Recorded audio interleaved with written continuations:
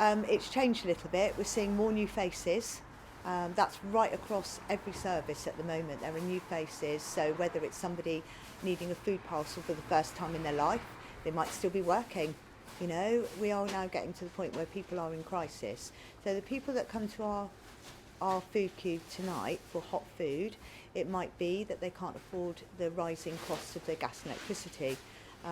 We've had some stories of some terrible situations where their gas meters have like gone, you know, they're paying £200-300 a month now on their meters, you know, because of arrears, things like that.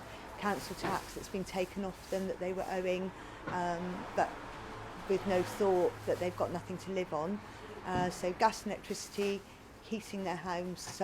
Some families are heating and cooking one week, you know, and staying in a cold house and eating the next. So we've got lots of situations going on that is impacting on all the food bank services under Torbay Food Alliance, which runs through the Torbay helpline, to which where the referrals certain days of the week come here.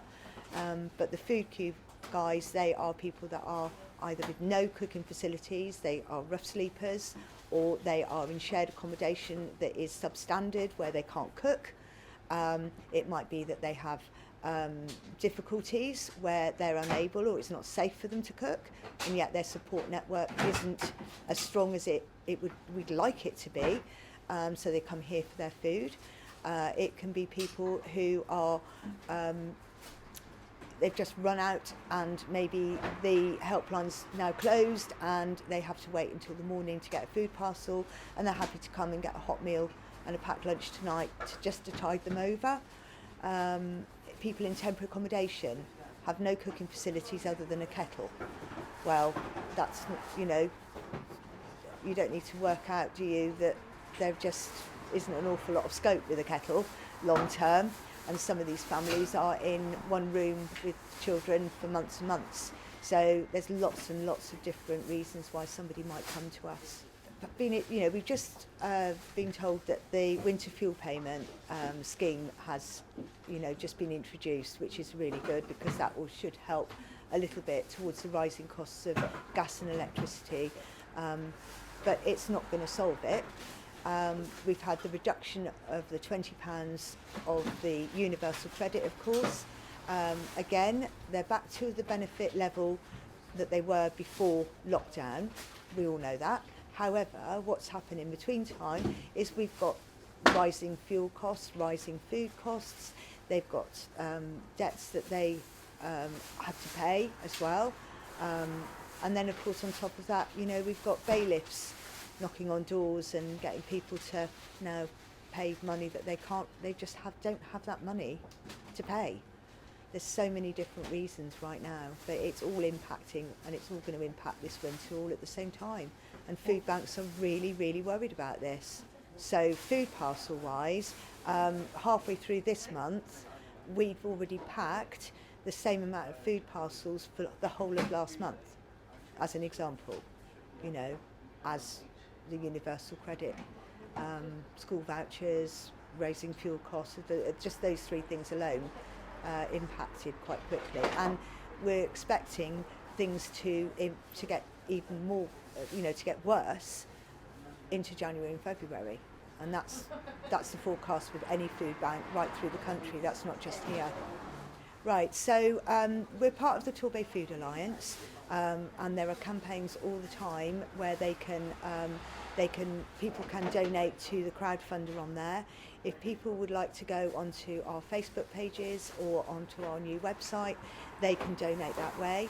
They can donate into our food bank donation bins. We have them in Paignton, in all the Sainsbury's, Lidl's in Paignton, Aldi in Paignton, a couple of the co-ops, or they can bring it directly to PAR.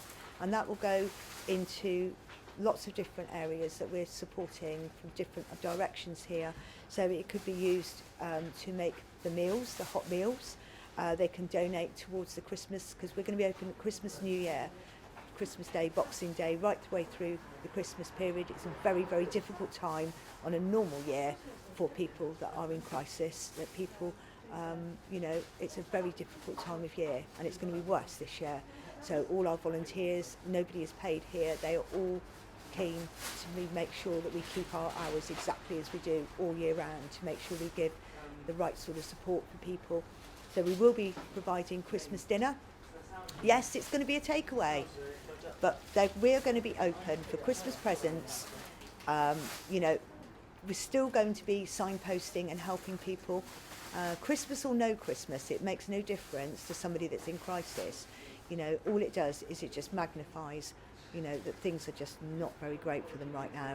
So we'll be supporting them right the way through that, and we're walking that journey with them. So people can donate towards our Christmas dinners. They can donate towards our Christmas shoebox appeals, which originally were designed for somebody that is street homeless, but now we've noticed that those are also very, very good for somebody who's in very, very substandard accommodation. And you know, some of them will tell you that they may as well be homeless, because it's hard to visualise that they would actually put a human being into some of the places that some of these guys they're being forced to live in. So people in temporary accommodation, you know, all of those people will be getting a present from Path with the generosity of our local community this Christmas. And then on top of that, we've also launched on Tuesday our reverse advent calendar, and that is designed to put together a hamper, if you like, of where somebody puts an item of food. It can be a supermarket, you know, tin of baked beans, right through to a nice packet of biscuits for somebody to have at Christmas. Because we'll be not just making up food parcels, but the 2 weeks before Christmas, they will start to have things in them to make them more festive. When it gets to the week before Christmas, we will be doing the Christmas hampers, and they will have chickens, sprouts, stuffing, crackers, you know, all of those things to really help a family just enjoy being together at Christmas, or the fact that they have got something nice to eat that everybody else is enjoying in all over the country at exactly the same time.